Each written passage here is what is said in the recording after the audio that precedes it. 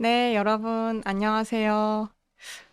저희가 오늘부터 굉장히 저희 유튜브 채널에서 이제 핫한 반응이 있었던 저희 최소용 전 공작가님과 함께 한번 그 각국의 스파이 또는 그런 스파이들로 인한 사건들에 대해서 좀 저희가 알아가면서 지금 현재에는 그것을 어떻게 적용할 수 있을지를 같이 좀 이야기해 보는 코너를 가지려고 하고요. 그래서 오늘 또 이야기를 같이 나눠주실 최소영 공작가님 모셨습니다. 공작가님 네, 안녕하세요. 안녕하십니까? 예, 반갑습니다. 자, 오늘도 제가 대한연대 가족분들과 네네, 자리를 함께 하게 됐습니다. 자, 이제 우리 예, 간사님께서도 네네, 캠브리지 5 링이라고 하는 예, 그 예. 오인방에 대한 것도 아마 공부를 사전에 하신 것 같은데, 아, 네네, 자, 그러면 어찌 보면은 역사상 가장 오래된 직업이 간첩이에요. 예, 스파입니다. 예, 자, 그런데 간첩의 원조라고 할 수 있는 그 영국에서, 네, 어? 아, 영국에서 네, 그런 간첩이 있었다. 네, 그것도 가장 훌륭한 옥스퍼드 케임브리지 음, 양대 산맥인 케임브리지 출신의, 네, 말하자면 우리 연세대 고대 연세대가 4개 명문의 음, 2개의 학교가 대표라고 하면 네, 그중에 한 학교 출신들 중에서 집안 환경도 유복했고 또 그다지 프로레타리아라고 할 수 있을 만큼 무산 계급도 음, 아닌데 네, 그럼에도 불구하고 나중에 보면 무슨 뭐 써라고 하는 경의 자기까지 받고 했던 이런 사람들이 네, 간첩으로 암약했다는 건 대단히 충격적인 일이란 말이죠. 네, 자, 그런데 맞습니다. 우리가 오늘 이제 이 간첩들, 영국의 간첩들 이야기를 하면서 네, 자, 우리는 우리나라의 정보기관이라는 거는 1961년도에 5.16 군사혁명이 일어나고 바로 그 다음 달 네, 6월 달에 생겨납니다.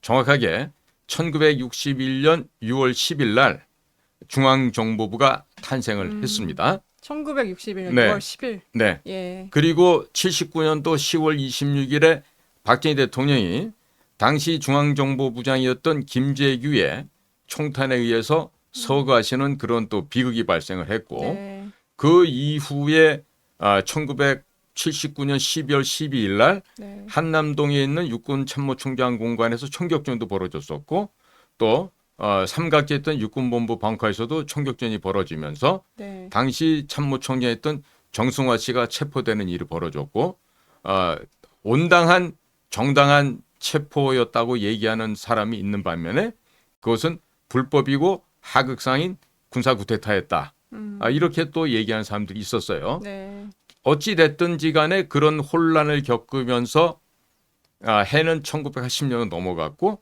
그렇게 되면서 대한민국에서는 소요 사태가 광주에서부터 일어나기 시작합니다.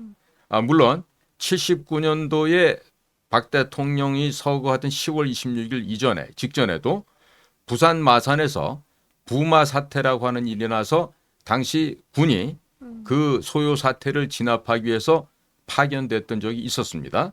그리고 나서 아, 저쪽에 그 삽교 방조제를 완공하던 날 대통령께서는 그걸 흐뭇하게 바라보시고 됐다. 오늘 저녁엔 술이나 한잔 하자 하면서 이제 올라가면서 이제 그날 저녁에 궁정동에서 식사를 했고 술 한잔 하면서 그런 그 대통령 시해 사건이 벌어졌는데요. 네, 자, 그렇다면 영국의 MI5, MI6에서도 이런 그 간첩들이 그동안 암약을 했었는데 그러면 네.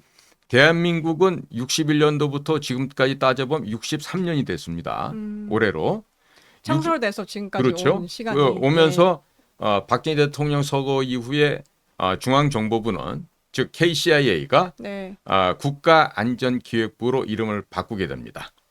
국가안전기획부, 길어서 네, 안기부라 예, 그랬었죠. 예, 그리고 그 안기부의 이름을 가지고 대략 18년을 겪고 났더니 김대중이라는 사람이 대통령이 되고 그리고 국가안전기획부장에 이종찬 씨를 임명하면서 네, 회사의 이름을 국가정보원 해서 국정원으로 바꾸게 됩니다. 그래서 지금까지 국정원의 이름을 달고 대한민국의 정보기관이 오고 있습니다. 자, 그렇다면 60년이 넘는 이 세월 동안에 사람으로 쳐도 벌써 환갑이 넘은 나이 아니겠어요? 네, 자, 그런데 정말로 아이러니한 거는 이런 필비라든지 네. 버저스라든지 뭐 이런 그 영국에서처럼 이런 간첩이 우리는 한 번도 발견된 적이 없습니다. 네, 얘기를 들어본 적이 없는 없죠. 것 같아요. 예. 예? 굳이 찝는다라 그러면 간첩에게보다도 우리 그 이후락 부장 다음에 있었던 김형욱 부장이라고 있었는데 그 아, 남산의 네. 부장들 뭐 이런 데도 나오고 하는 사람이에요. 그 김영욱 씨는 미국으로 도피를 해서 거기 가서 무슨 뭐 미국 의회에서 증언도 하면서 박정희가 나쁜 사람이었다. 아, 어, 코리아 게이트. 자기를 중앙정보부자 임명해 준 사람이 박정희인데 네, 네. 박정희가 이러이러한 독재를 했고 이렇게 나쁘고 네. 하면서 미국의 의회를 다니면서 그런 얘기를 막 하고 다녔죠. 네. 그런데 어느 때인가 어디에선가 그분은 갑자기 사라졌어요.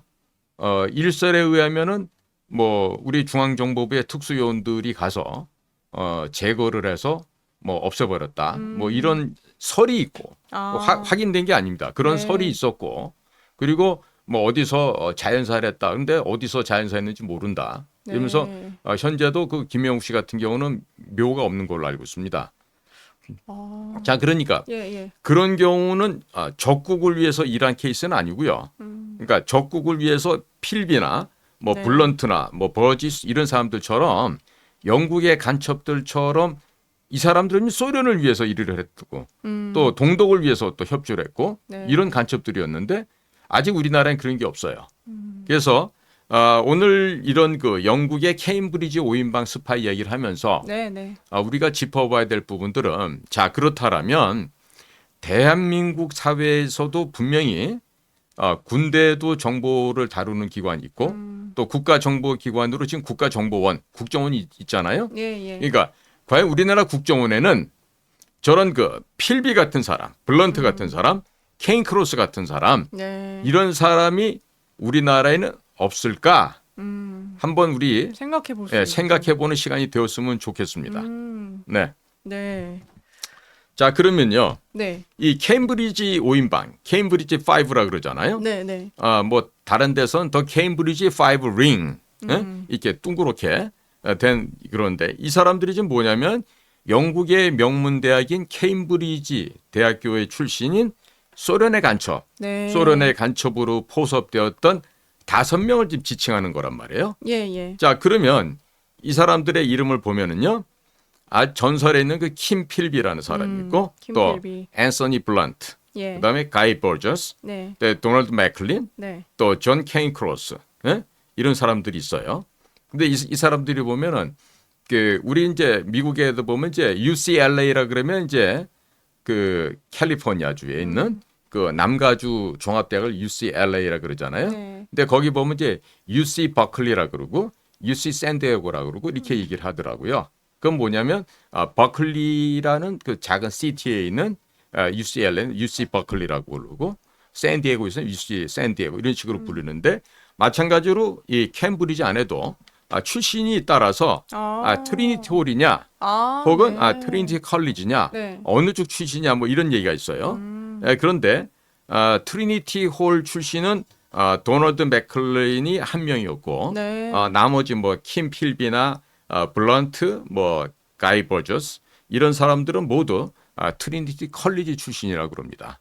그러니까 제가 저는 영국을 가보질 않아서 정확히 모릅니다만은 제가 현직에 있을 때 제가 공부한 바에 따르면 네.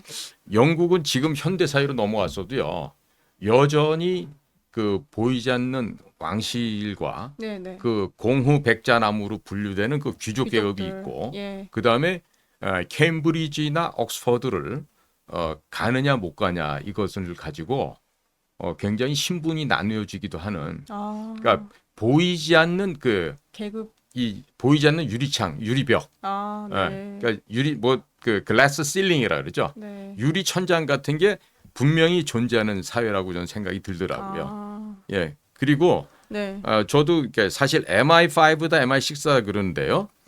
실질적으로는 그 사람들 명함을 받아봤던 SIS라고 하더라고요. 영국의 해외 공작과 해외 업무를 담당하는 MI6가 되겠고요.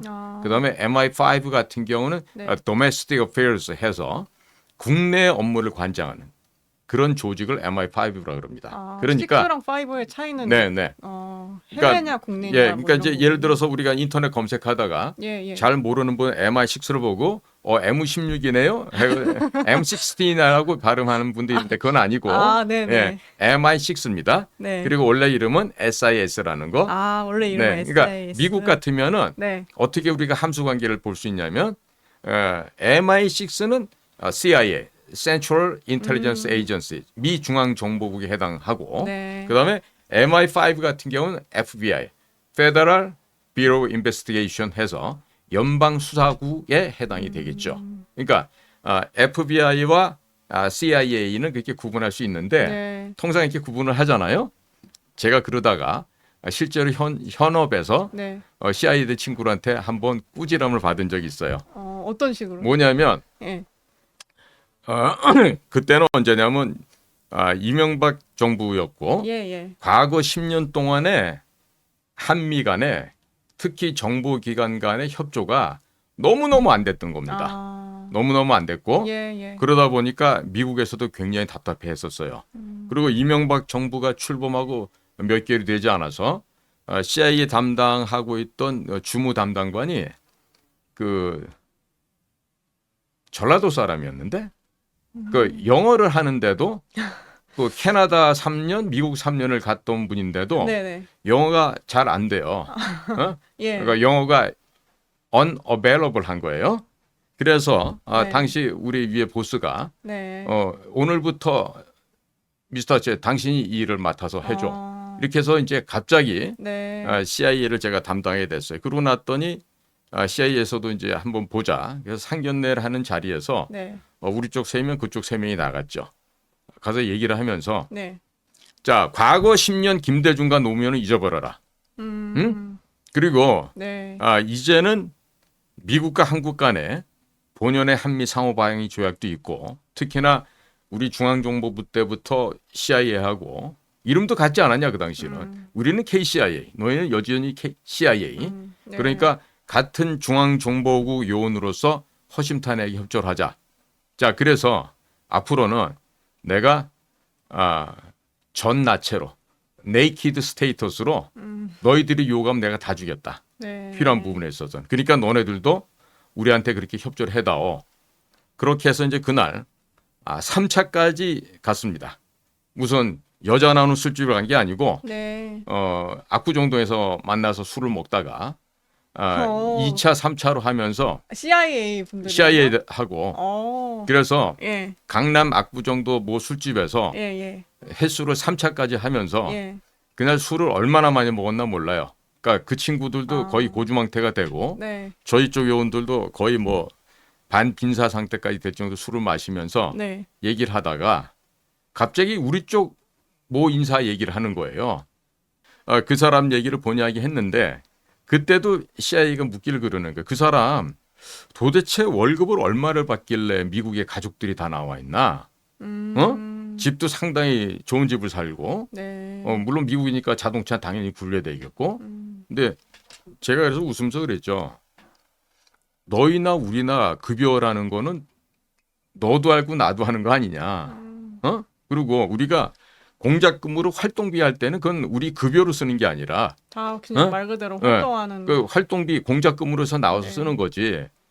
그런 거는 집에다가 가족들 생계비나 뭐 와이프 애들 옷 사주고 이렇게 하면 안 되죠. 네. 그런데 이제 미국 애들이 묻는 질문은 그랬어요. 야, 도대체 얼마나 돈을 받길래 미국에 나와서 그것도 동부에 아마 거기가 뉴욕주인지 뉴저지인지 그랬을 거예요. 왜냐하면 그 사람 해당되는 사람은 주로 그 지역만 가서 파견을 3번을 갔다 온 사람이었기 때문에 그래서 내가 함부로 그런 소리 하지 마. 니들이 뭘 한다고 그렇게 얘기를 함부로 해. 그리고 너네들 국내 부서 FBI 소관 사항이지. 그 CIA 니네는 해외 나와서 일하는데 니네가 뭐를 한다고 그런 소리를 하냐. 내가 화를 냈다고. 네. 그랬더니 미국 CIA가 뭐라느냐면요. 야, 이 멍청한 친구야. 문 열고 나가면 FBI고 문 닫고 들어오면 CIA야. 우리 한 집이야. 이렇게 설명을 해주더라고. 그래서 미국은 겉으로 보면은 18개의 이제 정보 기관이 있고 네. 특히나 이제 2001년도죠. 9.11 났던 게 네. 그 9.12 테러가 벌어지고 나서는 그 18개를 통합해서 운영하는 DNI, Director of National Intelligence라고 하는 국가정보장이라는 제도가 신설이 됩니다. 네. 그래서 CIA나 FBI나 NSA나 DIA나 모든 그 부문 정보기관에서 정보를 독점하고 안 알려주고 이렇게 비협조적으로 하면서 자기들만 공을 세우려고 하는 그런 부서 이기주의 같은 것이 없어지도록 그렇게 제도를 바꿨습니다. 그래서 그 9/11 사건이 벌어지고 나서 미국에서도 DNA라는 국가정보장 제도가 생겼습니다. 최근까지 클래퍼 장군이 담당하게 됐고 현재는 에브릴 하인즈라고 하는 우리 간사님처럼 아주 아름다운 여성분이 거기에 장을 하고 있습니다. 물론 네. 윤석열 대통령이 검찰총장 마치고 물러나고 6월 29일 날 윤봉길 기념관에서 나 정치하겠습니다 발표하기 전에 그 사이 기간에 한국의 DMZ를 방문한다고 다녀갔어요. 네. 근데 그 에브릴 하인즈라고 하는 국가정보장은 아침마다 데일리 프레지던트 리포트를 대통령에게 브리핑하는 자리예요. 하루도 빠짐없이 해야 돼요. 그래야만 미국의 대통령이 전 세계의 대통령으로서 네. 과연 어느 지에서 무슨 일을 하고 이 이슈는 어떻게 처리해야 되겠고 이런 것에 대해서 아주 긴장되고 에센스가 되는 그런 인텔리전스, 정보를 보고받고 내가 미국의 국가 대표하는 대통령으로 자, 이런 중동 문제는 어떻게 지금 내가 처리해야 되겠구나. 러시아는 어떻게 하고 남미는 어떻게 하고 아시아는 특히 뭐 노스코리아는 어떻게 하고 중국 어떻게 하고 이런 것들에 대한 브리핑하는 자리이기 때문에 그 DNI 자리는 굉장히 바빠요. 그리고 중요하고 과거에는 물론 그 CIA의 국장이 했는데 네. 그걸 DNI가 했거든요. 근데 그 바쁜 에브릴스 하인즈가 한국을 4박 5일 동안 왔었다고. 그 4박 5일 동안에 DMZ만 갔을까? 아닌 것 같아요. 그러면 예. 그 사이에 윤석열 당시 퇴임한 검찰총장을 만나서 테스트를 했는지 안 했는지 모르겠어요. 예? 그런데 했다는 얘기도 있고 안 했다는 얘기도 있고 그러니까 네. 했다라면은 앞으로 반중 친미를 똑바로 하겠습니다 하고 맹세를 했겠죠.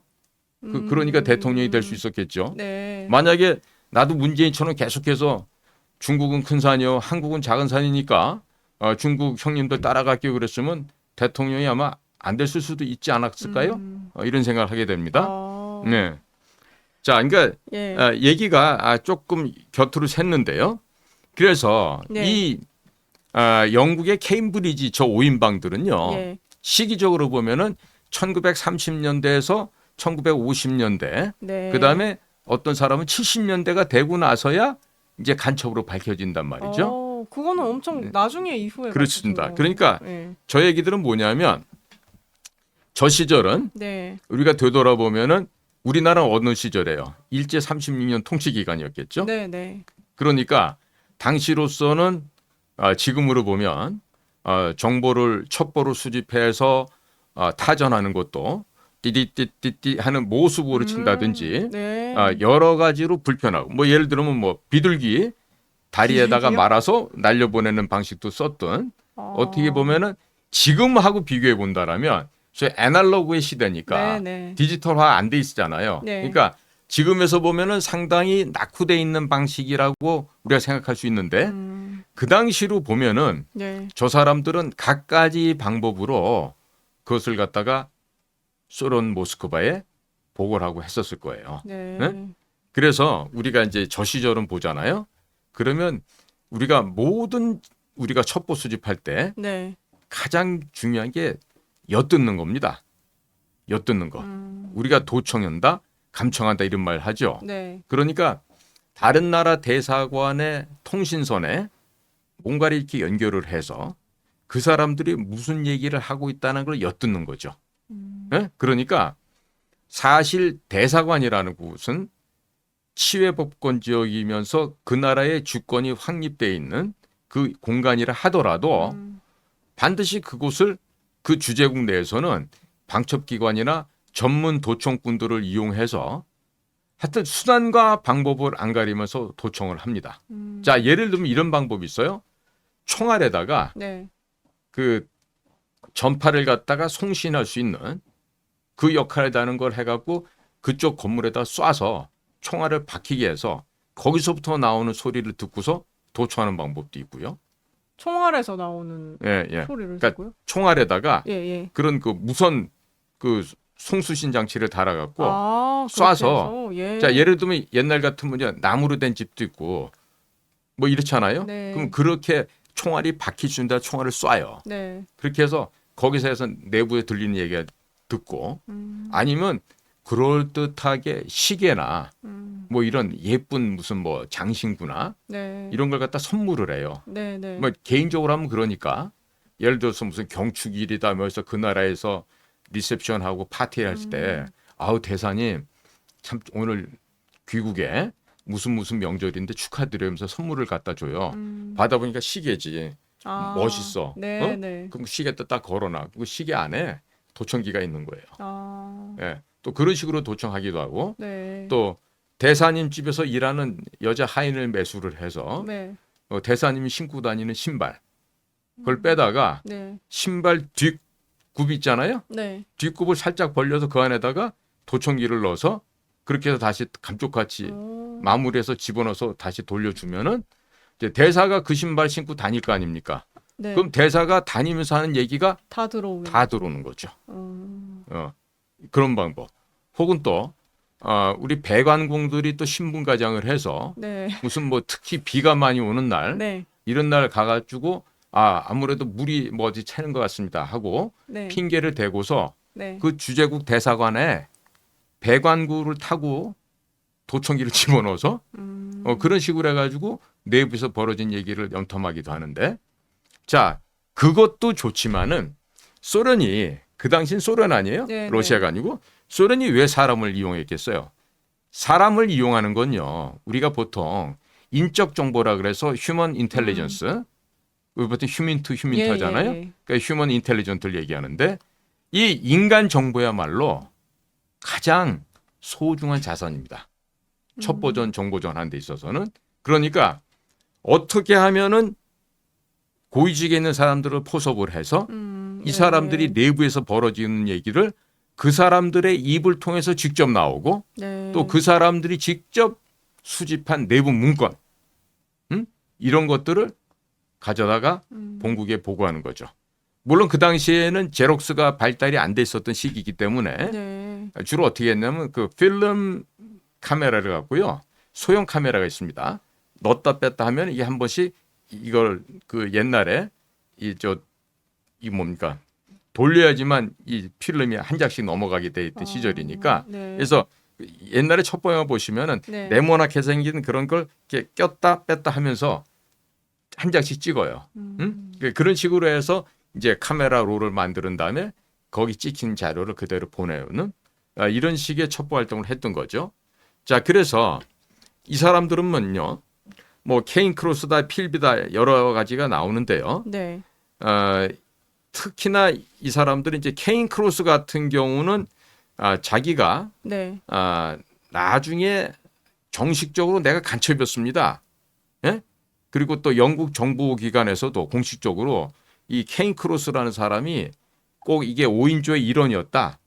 확정적으로 말했던 건 없었어요. 네. 자, 그런데 이 사람은 이제 결국 나중에는 아마 본인이 언론사에다 대고 그 비슷한 얘기를 아마 흘렸던 것 같습니다. 자백 비슷하게. 네네. 그러니까 이제 이 사람도 역시 다른 케임브리지 출신의 그와 같은 에스피어나지 활동을 했었구나. 네. 훗날 이제 알게 됐다는 것이죠. 네.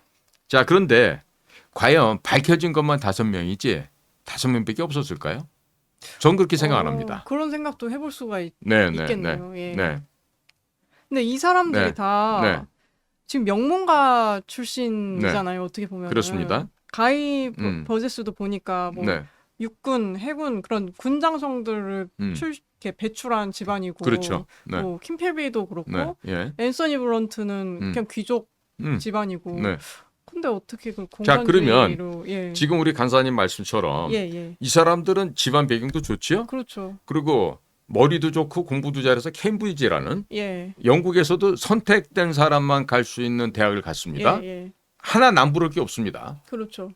상류 사회로 늘 평안하게 살 수 있는데 음. 왜 이런 짓을 했을까요?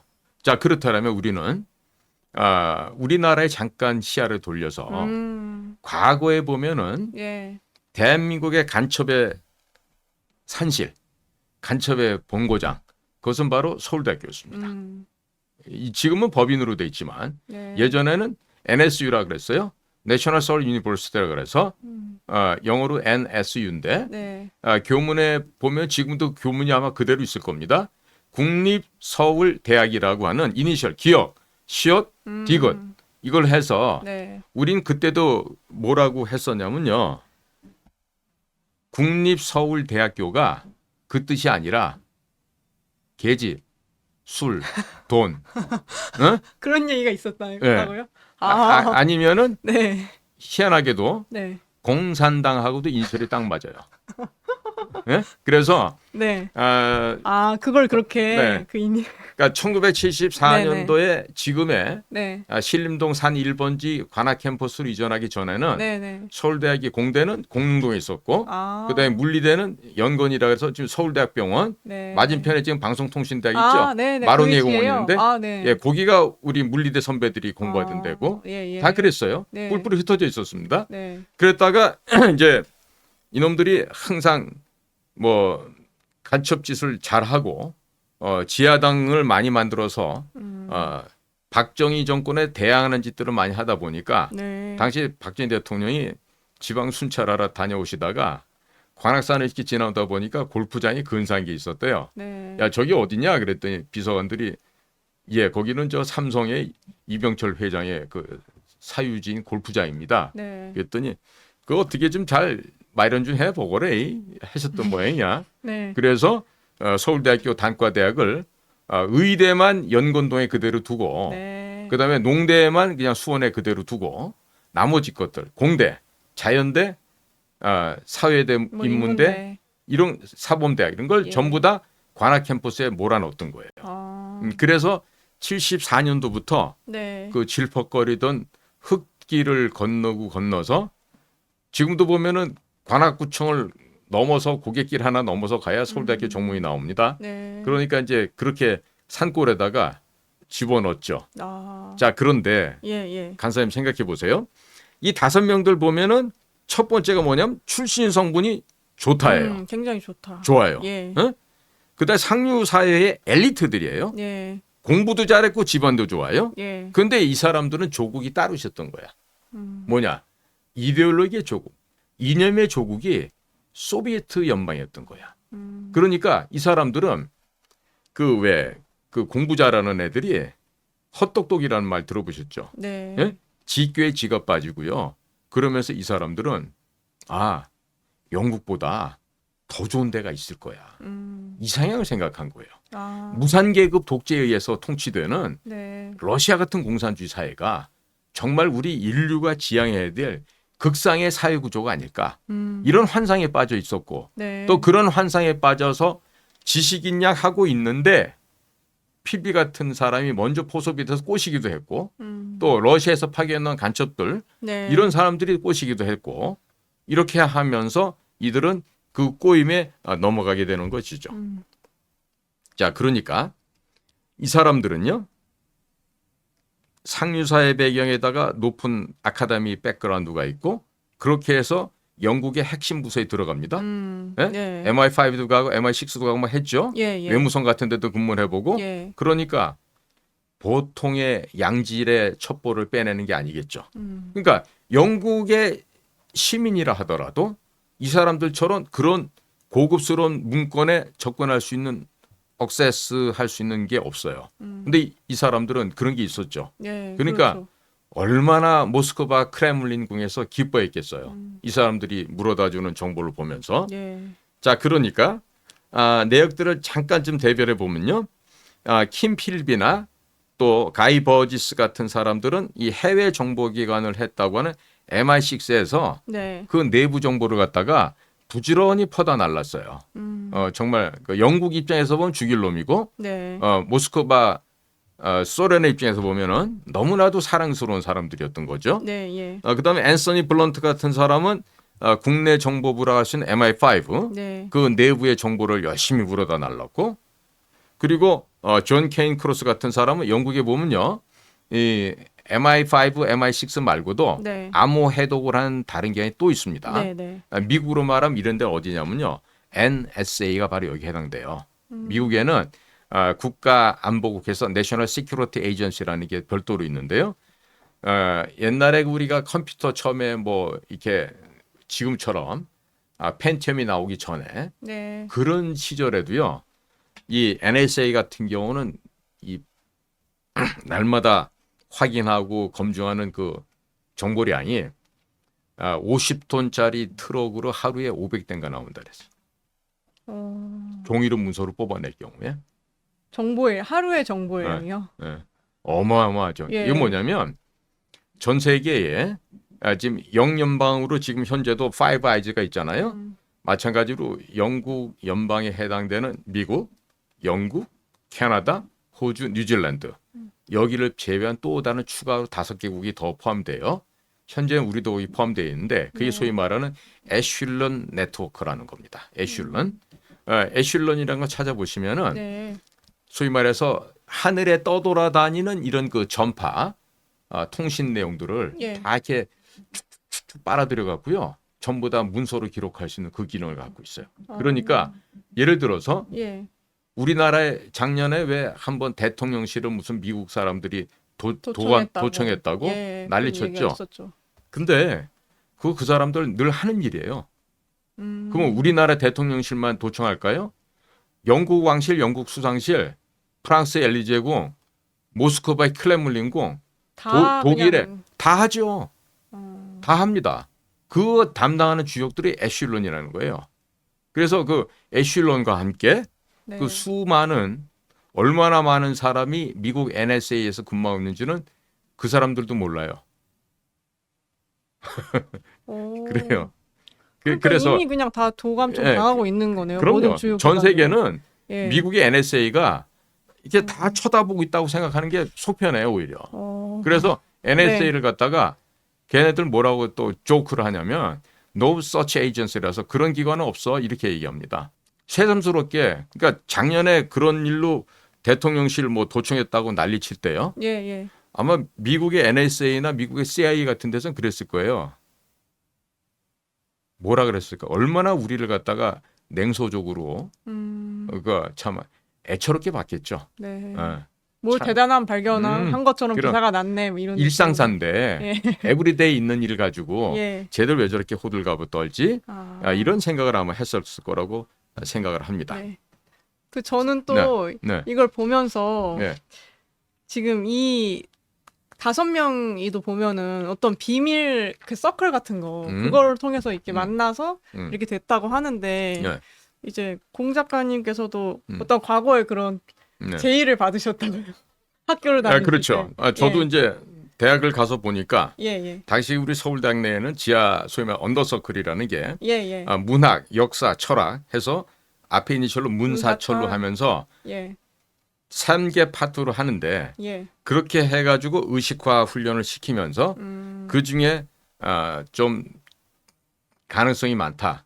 그 애들은 더 점조직으로 만들어서 아, 얘는 좀 키워도 되겠다. 북의 난파 방송을 직접 청취하면서 예. 그걸 밤마다 해독하고 그 해독한 문건을 가지고 당시 또 이렇게 소위 말 인쇄기 이렇게 옛날에는 그 왜 롤러 같은 걸로 잉크 묻혀서 이렇게 해서 한 장씩 찍어내는 거 있어요. 예. 그런 식으로도 하고 또 80년대 넘어서는 그게 이제 보통 한 10페이지, 20페이지 이런 식의 책자식으로도 이제 만들어져서 나오고 네. 하는데 제가 처음에 들어가서 한 두세 번 이렇게 같이 책을 읽고 하다 보니까 네. 어떤 생각이 드냐면 얘네는 왜 말투부터가 이렇게 거슬리지? 말투부터가. 아니 선배면 선배고 동료면 동료고 네. 우리가 일상적인 이렇게 우리 간사님처럼 저는 네, 네. 말을 우리 편하게 하잖아요. 예. 이런 얘기 아니고요. 이런 게 있지 말입니다. 군대도 아닌데. 어? 아, 그런 느낌으로. 그러면서 뭐 말하는 게 예. 뒤에 조사 붙는 게 꼭 저 이북의 빨갱이 놈들 말하는 식의 네. 그런 어투를 하는 데다가 무조건 주입을 하려 그래요. 아. 근데 이제 자신네들의 예, 사상을. 왜 그러냐면 예. 걔네들이 의식화라고 하는 건 이런 거 일종의 야 너네들 고등학교 때까지 다 전교 1등 했지 잘났지 네가 얼마나 잘나지 못하는지 이제부터 의식화 통해서 알아야 돼. 이렇게 하면서 이제 깨부시려고 하는 거예요. 네. 특히나 이제 뭐 역사란 무엇인가부터 하는 입문서부터 해서 네, 네. 근데 사실 역사란 무엇인가 What is history라는 것도 알고 보면 his story입니다. 그 얘기는 예. 뭐냐면 하나님의 이야기라는 뜻이에요. 원래 히스토리의 뜻이. 예, 예. 그러니까 하나님의 역사, 하나님의 이야기는 얘기를 안 하고 마르크스 레닌의 이야기가 그야말로 최고다. 그렇죠. 이렇게 해갖고 의식화를 시키는 거예요. 네. 그러다 보니까 자연스럽게 막스 레니니즘이 그 당시에는 번역서도 얼마 없었던 데다가 번역을 갖다가 어렵게 해놔갖고 막스가 썼던 자본론을 저도 본 적이 있는데 네. 말을 너무너무 어렵게 해놓은 거야. 네. 번역을. 그러니까 그거를 맷독을 해도 힘들어. 근데 영어 책을 봤더니 영어 책이 훨씬 쉽더라고. 그러니까 이 쉬운 얘기를 왜 한글을 이렇게 꼬아놨을까? 배배. 그래서 이게 지금 여린데서 시간 버릴 게 아니다. 그리고 결정적으로 그 리영희라고 하는 그 멍청한 인간 하나 있어요. 네? 저분은 그래도 저기 좌파 운동권한테는 완전 뭐, 영웅 같은 뭐 영웅 사람 내지 아닙니까? 대부로 칭송받는다고 그렇죠, 예. 하는데 제가 보기에는 저자들이 쓴 뭐 전환시대 논리라든지 예, 예. 해전사라고 하는 해방전후사인지 예, 예. 그걸 제가 지금 보다가 몇 편 읽다가 네. 뭐 거기 강만길 씨 글도 있고 막 그랬는데 예. 야 이거를 보고서 감동을 해? 왜? 뭐 때문에 이런 글 때문에 감격을 할까? 저는 보다가 역겨워서 네. 그냥 아궁이에 저기 아궁에다 던지셨군요. 버려버렸다고. 그러니까 저런 거에다가 시간을 뺏긴다는 거는 네. 뭐냐면은 서울대학교 온 애들이 그만큼 세상 물정 모르고 지 잘났다고 그냥 걔네들은 이 시험 잘 보는 기계들 아니에요. 예?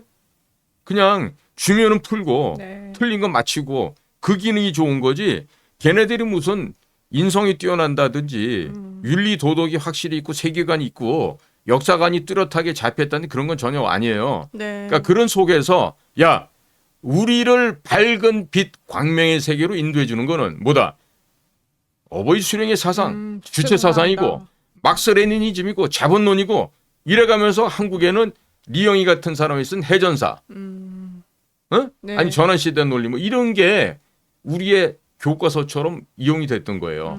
그러니까 지금도 생각해 보면요, 네. 당시에는 4.3 민중항쟁은 악랄하고 정말 잔인무도한 이승만 정권에서 저질러졌고 미군의 군합발 아래 밟힌 우리 민족의 참국이었다 이렇게 가르쳤어요. 알고 보면은 48년도 5월 10일 날 보통 자유민주 비밀선거가 하기로 되어 있었잖아요. 이거를 못하게 해서 대한민국을 공산화 시키려고 했던 게 48년도 4월 3일 날 네. 김달삼이란 제주도에서. 놈이 모스크바, 평양, 그다음에 남로당 박헌영이로 줄줄줄줄 오는 예. 지령을 받고 제주도에서 오름에서 불을 봉화가 오른 순간에 반란을 일으켰던 게 4.3 공산 폭동인데 그게 지금 민주화가 돼가지고 돈은 뭐 9천만 원씩 1억씩 돈 주고 있다 그러잖아요. 네. 그렇죠. 이거 완전 미친 짓을 하고 있다고. 그런데 예. 우리 학생들이 얼마나 무식하냐면요. 저도 그 무식한 서울대 학생 중에 한 명이었어요. 그런데 예. 제가 나중에 이제 대학원도 마치고 병역도 마치고 제가 이제 그 국가안전기획부에 들어가서 예. 거기서 제가 공부를 하고 네. 제대로 된 책을 읽고 하다 보니까 완전히 우리가 허상에 그동안 놀아놨구나. 진짜 속았구나. 그리고 중고등학교 역사 시간에 특히 현대사 시간에는 어떠한 선생도 그 분야에 대해서 똑바른 강의를 해줬던 사람이 단 한 명도 없었어요.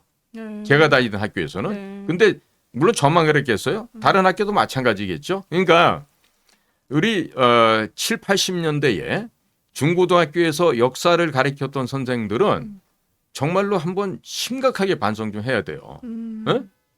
자기가 아끼는 제자들에게 올바른 역사도 안 가르쳐주고 네. 삐딱한 소리나 하고 이랬어요. 그랬기 때문에 내 아버지가 누군지 내 할아버지가 누군지도 모르는 그야말로 인간 이하의 그런 금수만도 짐승들이 못- 된 거죠. 금수만도 못한 놈들이 된 거죠. 예. 자, 그래서 제가 조금만 더 보충 예, 예, 설명드리면요. 48년도 4월 3일 날 그런 일이 벌어지잖아요. 예. 사실 46년도에 전국에 전국 노동자 평의회라고 하는 오늘날의 민노총의 전신입니다. 그 네, 전평이. 전평이. 예. 전평이 40년도에 전국적인 총파업을 일으킵니다. 굉장히 그리고 오래됐네요. 예, 그러면. 그다음에 네. 정판사 사건이라는 게 나오면서 가짜 돈을 찍어 갖고 돌립니다. 그 정판사 사건의 주범 중에 한 명이 현재 박지원이라고 하는 그 애꾸는 아저씨 국정원장도 하고 이번에 네, 네. 국회의원 하겠다고 또 나서고 있는데 그 사람의 할아버지예요. 아, 그 집안은 그래서 뼛속 깊이 네. 반 대한민국의 집안이고 반 역사를 주도했던 집안의 후손들인 거예요. 박지원도. 네. 자, 그런데 그렇듯이 그런 46년도에 전국적인 총파업이 일어나고 네. 대구에서 10월 폭동이 일어납니다. 10월 폭동은 잘 안 배워서 모르는 사람 많아요. 네. 제주 4.3은 알아도. 네. 그러면 10월 폭동이라는 게 뭐냐면요. 콜레라로 죽은 사람을 갖다 시체를 길바닥에 갖다 놓고 경찰이 때려 죽였다. 그렇게 하면서 쌀 나눠줄 테니까 모여라고 해놓고 사람들한테 거기서 군중들한테 그런 거를 심어주고 폭동을 일으키고 경찰서 이런 데를 습격하면서 그야말로 경찰서 양면 이런 거를 때려 죽이고 네. 낫으로 삽으로 죽였던 사건이 바로 대구 10월 폭동이에요. 해마다 네. 10월 달이 되면 민노총이 전국적인 파업을 하고 서울에 나와서 머리띠 묶고 쫓기고 나와서 집단 그 퍼포먼스를 하는 것도 그거 다 대구 10월 폭동을 기념하기 때문에 하는 거예요. 아, 그런- 있는지도 몰랐던. 그런데 예. 이런 거를 학교에서 안 가르칩니다. 예. 학교에서 안 가르치고 뭐 고작 해봐야 조선 말에 이모군란이 1882년에 뭐 군량매다 흙을 섞어줬고 네. 그런 그래서 거는 벌어졌고 배우죠. 예. 뭐 갑오 개혁이 1896년인가 5년에 네. 있었고 그 이런 거 하다가 뭐 나라 망했다 그러면서 내가 끝나요. 그리고 제대로 된 역사를 안 가르치는 거예요. 그러니까 도대체가 나라가 자유민주주의의 이념을 갖고 이런 공화국에 건국 대한민국이 만들어졌는데도 네. 그 만들어진 건국의 아버지들 특히나 이승만 건국 대통령에 대한 고마움도 없이 심지어 제가 국정원에 근무할 때 보면요. 전라도 사람들 서울대학교 나오고 안 나오고 중요한 게 아니야. 네. 전라도 사람들은 학력을 보면은 막 외국에 유학 갔다 온 사람도 있어요. 서울대학교 출신도 있고 막 고대 연대 네. 다 있어. 근데 유독 그쪽 지역 사람들은 아따 우리나라 건국은 48년이 아니고 19년이란 게 이 1919 년. 임시정부가 그 시기가 참말이란 게 이런다니까. 아, 그러니까 왜 그러냐면 부정하고 싶은 거야. 뭐든지 우리나라 잘 된 것은. 그러니까 건국 대통령 이승만보다 김대중 김구를- 선장님이 더 우선돼야 아. 되고 어? 네. 다 이런 식으로 되다 보니까 네. 나라가 지금 이 모양이 된 거예요. 자, 그래서 네. 요 5인방들 가운데요. 네. 요 도널드 맥클린이라는 사람이 있어요. 네. 도널드 맥클린이라는 이자는요. 이 중국의 인민군들이요. 인민해방군이 개입을 하지 않습니까? 네, 네. 사실 대략 지금 300만이라지만 정확한 숫자는 298만 명이 대한민국 전쟁 시기에 참전을 했고요. 네. 실질적으로 37개월간의 6.25 전쟁 기간 중에 북한의 인민군들하고 대한민국 국군이 싸운 거는 3개월밖에 안 돼요. 나머지 기간은 중국에서 파견한 중공의 인민해방군들하고 유엔군, 미군이 주축으로 된 네. 유엔군이 지리한 3년 넘는 전쟁을 했던 겁니다. 그러니까 이것도 안 가르쳐요. 네. 학교에서 절대로 안 가르칩니다. 그러니까 자 중공군이 침입을 해서 우리가 일사후퇴라는 것을 51년도에 서울을 다시 뺏겨요. 그리고 밀려났다 다시 또 북진하게 되는데 네. 처음에 6월 25일 날 새벽에 우리가 침략을 당해서 이것도 남침 북침도 안 가르쳐 학교에서.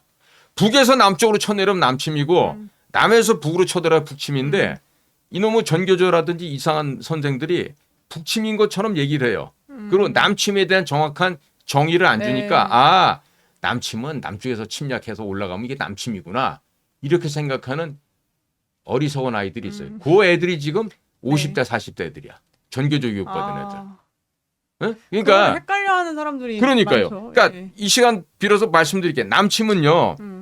북쪽에서 남쪽 방향으로 쳐 내려왔을 때 남침이라 남침. 그러고요. 네. 남쪽에서 북으로 쳐 올라가면은 북침이라고 얘기하는데 네. 우리는 역사상 북침한 적이 없습니다. 남침을 당했기 때문에 네. 9월 15일 날 인천 상륙 작전을 하고 9월 28일 날 서울시청에 태극기를 걸면서 서울 수복을 하죠. 그리고 나서 10월 19일 날 평양까지 올라가야 됩니다. 그날이 10월 19일이 매우 의미가 있는 게 네. 우리가 평양을 찾으면서 김일성이가 압록강변을 넘어서 만주로 도망갔던 바로 그때입니다. 그리고 네. 자 우리 방송 보시는 분들 무슨 뭐 한강철교를 부셔놓고 이승만이가 런 승만했다 그러는데 야 이 무식한 인간들아 RUN 런 도망가다가 아니고 네. 그럴 때는 LEARN 런 배우다 이승만 이렇게 네. 알아야지 그 지금 좌파의 그 무슨 역사 강의하는 애들이 들고 네, 나온 네. 사진이 대동강 철교 부서진 사진을 들고 예, 나와서 그렇죠. 예. 한강 철교라고 거짓말하는 거예요. 예. 그걸 보고서 야 이승만이가 정말 나쁜 놈이었구나. 지 혼자 살자고 도망갔구나. 아닙니다. 마지막 미아리 꼭에 넘어서 1시간만 더 지체라면은 대통령이 인민군한테 포로가 될 수 있는 상황이기 때문에 네. 극구 거기서 총 들고 자결하겠다는 이승만 대통령을 옆에 있던 비서 보좌진들이 각하 이러시면 큰일 납니다. 당신이 잡히면 전쟁이 끝나기 때문에 네. 피신하셔야 됩니다. 해서 한강을 넘어서 대전으로 일단 피신하셨던 거예요. 그러니까 그걸 가지고 이 못 배우고 무식한 것들이 런승만이라 그러는데 얘네들은 영어를 못하기 때문에 그래. 런은 RUN이 아니라 네.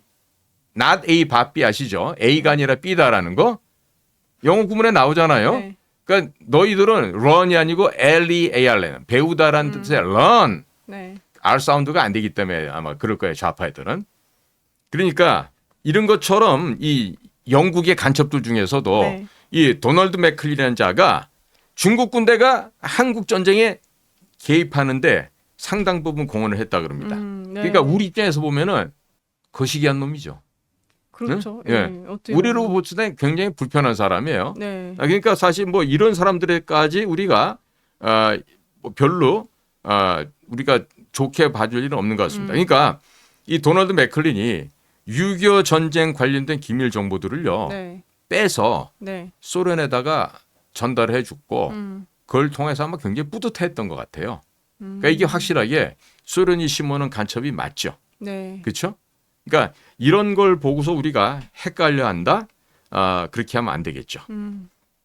그리고 네, 이제 예. 제가 미국에서 있을 동안에도 제가 그 사봤던 책 중에 하나 킴 필비에 대한 책들이 있었는데요. 아, 네. 이 킴 필비는요. 이 5인조 간첩들 중에서 그나마 제일 유명한 사람 중 하나입니다. 네.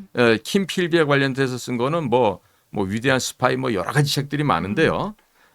이 사람이 MI6에 그러니까 영국의 해외 정보부에 들어가서 소련의 지시를 받아서 많은 그 영국의 공작원들의 명단도 넘기고 네. 많은 사람들이 황천길로 가는데 네. 도움을 줬던 아주 나쁜 사람이었다고 볼 수가 있습니다.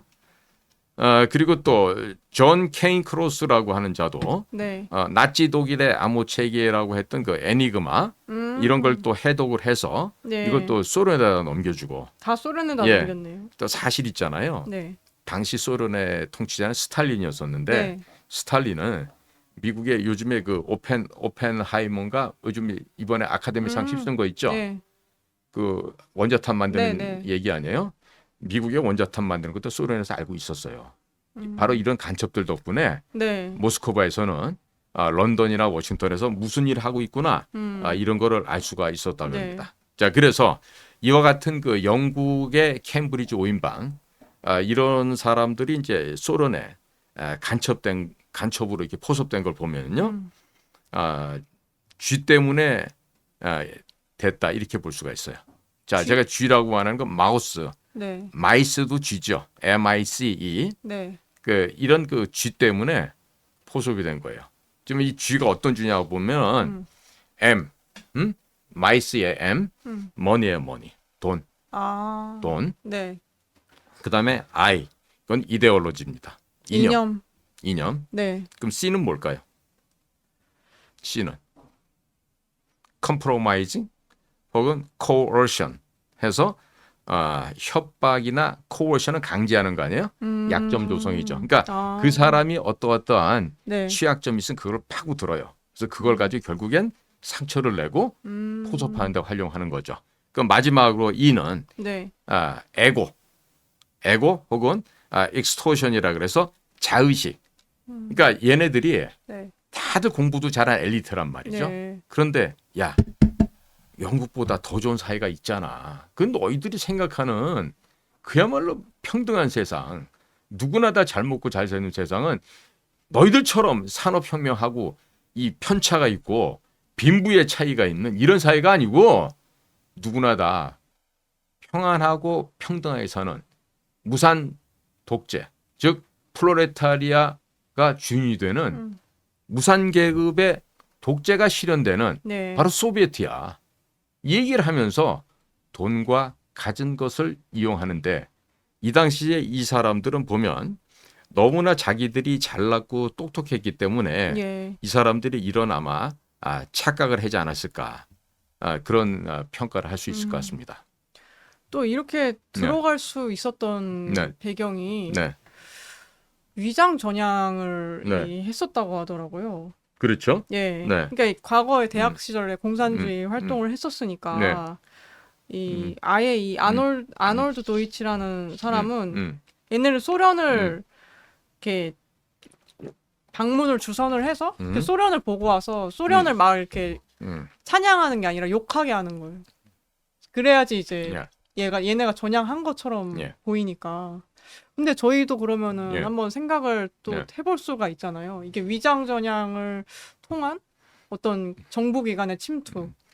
예. 며칠 전에 전 국가정보원장을 지내셨던 이병호 원장께서 예, 예. 그 왜 좌파 정권에서는 국가정보를 무기력화 시켰는가 뭐 이런 책자를 내시고 출판 네. 기념회 한 걸로 알고 있어요. 네. 자, 그런데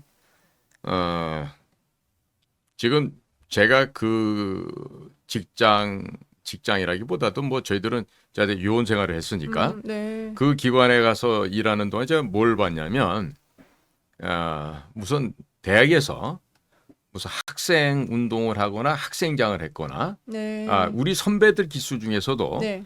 그런 거 하다가 온 사람들이 많아요.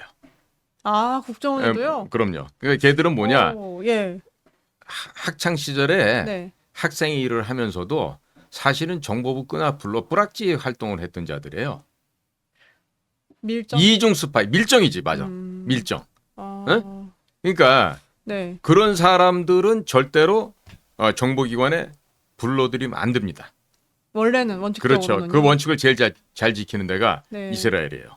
모사드. 그렇죠. 아. 그런데 제가 와서 보니까 예. 무슨 어디 학생장 했던 사람들도 보니까 선배로 와 있고, 그런 거예요. 그러니까 저 사람들이 예. 학생 때는 뭐 우익에 서서 뭐 좌익의 학생을 갖다 때려잡았는지 어쩐지 몰라도 과거에는 그런 학생이 거의 드물죠.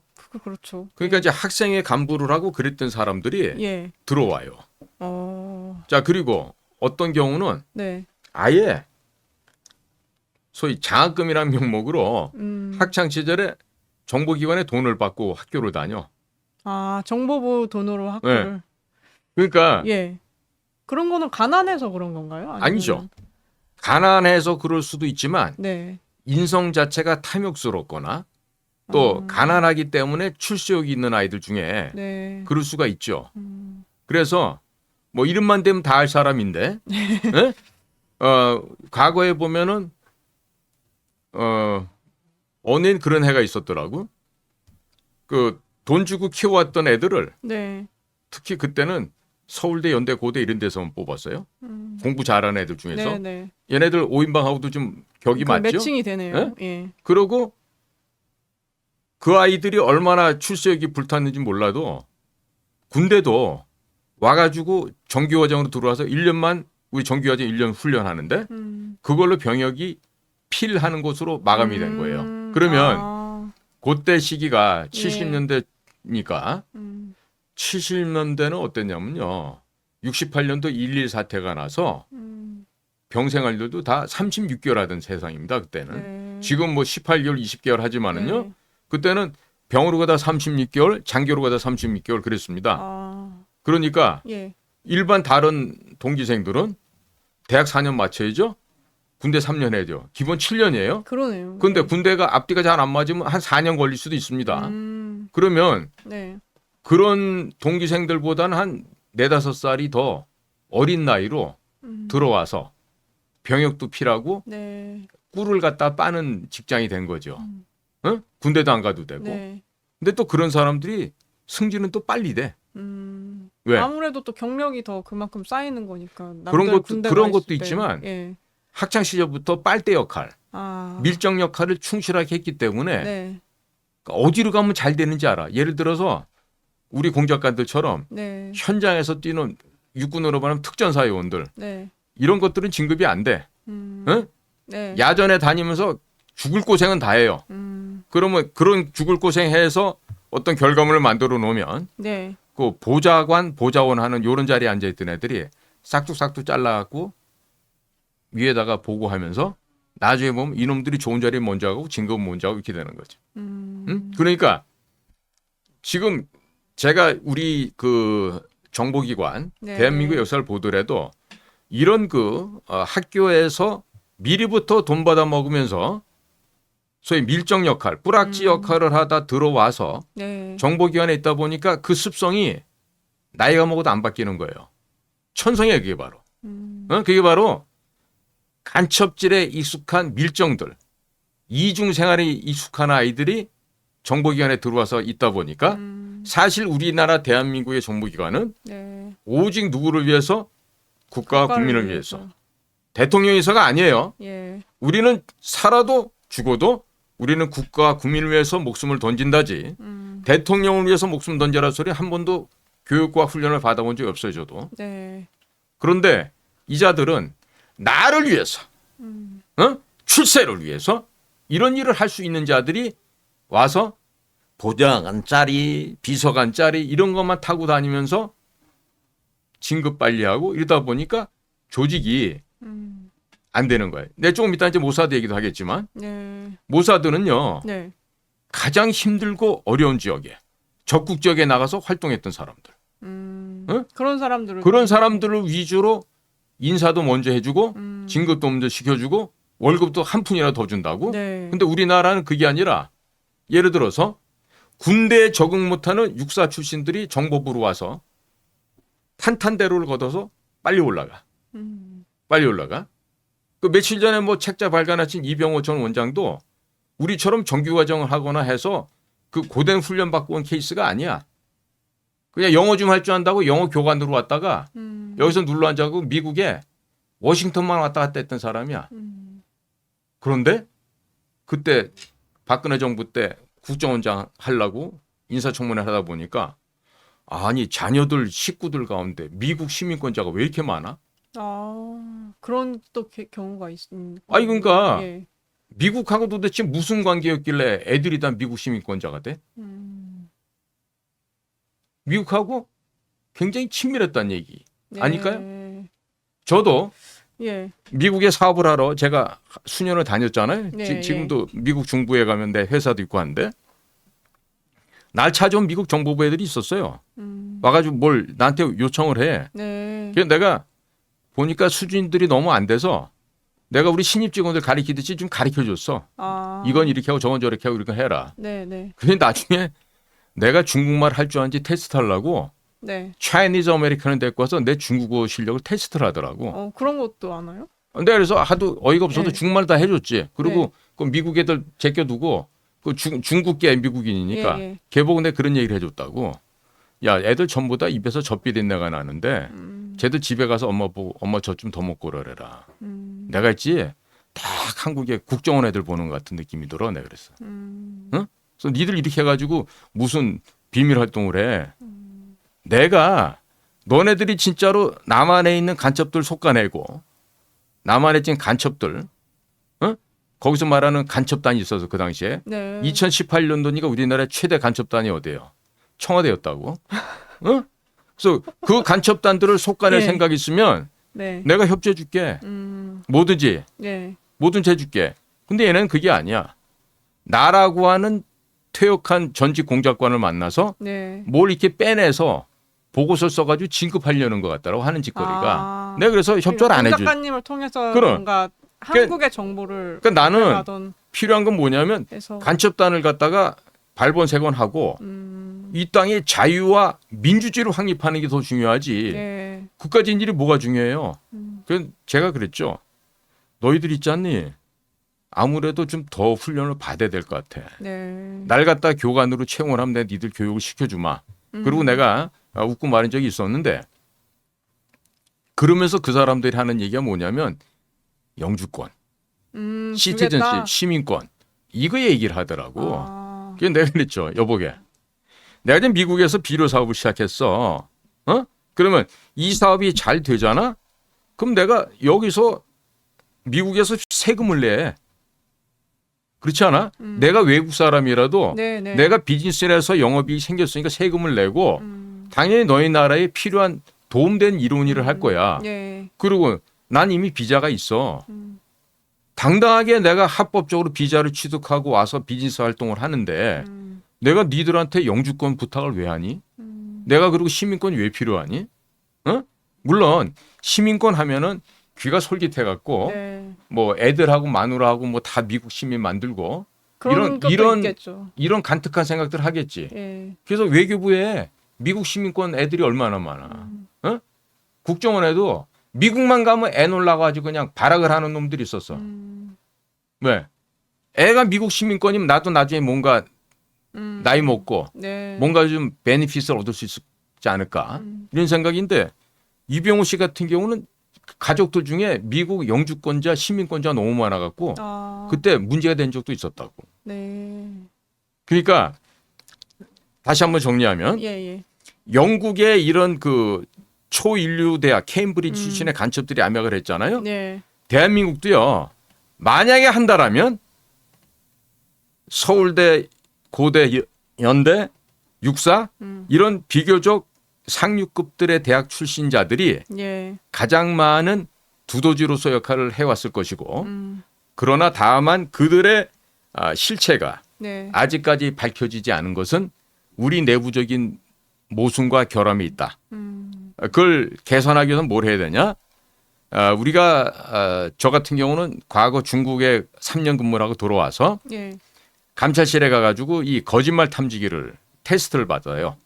이보다 허탐기라고 그러는데 이렇게 그 의자 같은 데 앉아요. 네. 의자가 굉장히 큽니다. 거기에 이제 손발을 손 묶고 이렇게 예. 발을 묶고요? 발도 이렇게 다 해서 네. 대고 그리고 이제 그 물어요. 검사관께서. 네. 그럼 뭐 귀하는 주재국에 파견 나가 근무할 때 그곳에 정보기관 사람을 만난 적이 있습니까? 예, 아니요. 만약 예라고 대답한 놈 없겠지 했더라도 응? 그렇게 해서 질문을 계속 하다 보면은 그래프가 그려져요. 네. 그래서 네. 이가 지금 거짓말하고 있다. 진실을 이야기하다가 그래프에 다 나오게 돼 있어요. 그런데 실제로 그날 당일날 저랑 같은 중국 지역에 나갔다가 들어온 사람이 옆방에서 테스트를 받았는데 뭐 난리가 났어 그냥. 다 거짓말 나와가지고. 막 그냥 막 삿대질하고 욕하고 그러니까 그러니까 검사를 당하는 사람은 네. 그 검찰 그러니까 감사하는 그분한테 성심성 있고 진실을 얘기해야 되는데 네. 하다 보니까 이게 보니까 이 군대도 안 갔던 놈이었거든. 어떻게 군대도 안 갔던 놈이 우리 회사 들어왔는지도 모르겠는데. 어? 그 거기서 조사를 받으면서 예. 막 난리가 나갔고 결국에는 소위 말해서 조사 불가, 조사 불능 뭐 이런 식으로 그런 경우는 어떻게 되나요? 뭐가지를 쳐야 되는데 네. 그런 애들이 또 나가고 또 파견 나가고 그러면서 1급까지 가서 그러고 나갔어. 네? 그게 그러니까 말이 네. 말이 안 되는 거죠. 예. 그러니까 틀림없이 그런 경우는 더 정밀하게 조사를 해서 네. 중국의 어떤 비밀기관이나 네. 이런 데하고 연결이 됐는지도 확인이 돼야 그러네요. 되고 예. 해서 사실 나보고 조사하라 그러면 난 그 일주일 안에 네. 다 밝혀낼 수 있는 그 키가 있어요 나는. 키라고 하면 어떤 그러니까 그 사람이 예. 빼도 박도 못하게 자백을 받아낼 수 있는 그게 나에게 노하우가 있다고. 아. 그런데 예. 우리 그 조사하는 파트의 그 직원들이 그런 게 없죠. 그러니까 나보고 만약에 네, 네. 해외 나갔다 온 사람들을 조사를 하라 그러면 한 두세 가지만 확 찌르잖아요. 그럼 다 나오는 다 나오게 돼 있어. 와. 그래서 네. 그런 것처럼 철저하게 음. 해외에서 파견 나갔다 온 사람들은 조사를 해서 네. 이자가 지금 나가서 한 3년 4년 있는 동안에 현장에서 포섭을 당했는지 어땠는지 알아야 됩니다. 네. 알아야만 우리도 안전하게 이것을 갖다 이제 방어할 수가 있는데요. 그렇겠네요. 그게 안 되죠. 그리고 태생부터가 대학교 시절부터나 이럴 때부터 돈을 받고 밀정 역할 하던 놈은요. 한 번 도둑놈은 10번 도둑놈이 돼요. 네? 그리고 그 뭐 이게 적절한 비유인지 모르겠는데 이 살인도 해본 놈이 두 번 세 번 하고 네. 도둑질도 해본 놈이 두 번 세 번 하지. 네. 예. 우리 요즘에 정치권에 나와 있는 그 걸레 쓰레기보다 못한 놈들 보면은 뻔하지 않아요? 그렇지 않습니까? 네. 그래서 저는 이 이스라엘을 갖다가 그 모사드 얘기를 하면서 네. 이 사람들이 뭐 이스라엘을 본받아야 된다 네. 이런 말씀들 국정원도. 하는 게 많이 나오는데요. 예, 예. 이스라엘을 본받으려면요. 이스라엘의 실질적인 행동 거지를 본받아야 돼요. 그러니까 이스라엘은 제가 말씀드렸듯이 네. 이런 그 예를 들어서 자 뭐 70년대는 학내 상황이 궁금하잖아요. 그렇지 않아요? 유신 정권이었고 네. 그러니까 서울대학 같이 간첩들 많은 학교에서는 뿌락지가 필요하죠. 그러니까 애들을 돈 주고 심부름 시켜서 자연스럽게 내부 정탐하고 그 파악한 내용들을 보고하게끔 하면은 손대지 않고 코 풀 수 있는 방법 아니에요. 그러니까 그런 일을 했던 애들은 그 일로 끝내야 돼요. 원칙이. 다시 정보기관으로 그렇죠. 정보기관으로 들어오는 게 아니라 다시 정보기관에 들어오게 되면 네. 한 번 배신을 해봤던 애들이기 때문에 네. 얼마든지 이중 스파이, 삼중 스파이를 할 수 있는 거예요. 예를 들어서 네. 그런 사람들이 영국을 파견 나갔다 미국을 파견 나 했을 때 그 네. 사람들이 신사이긴 하지만은요.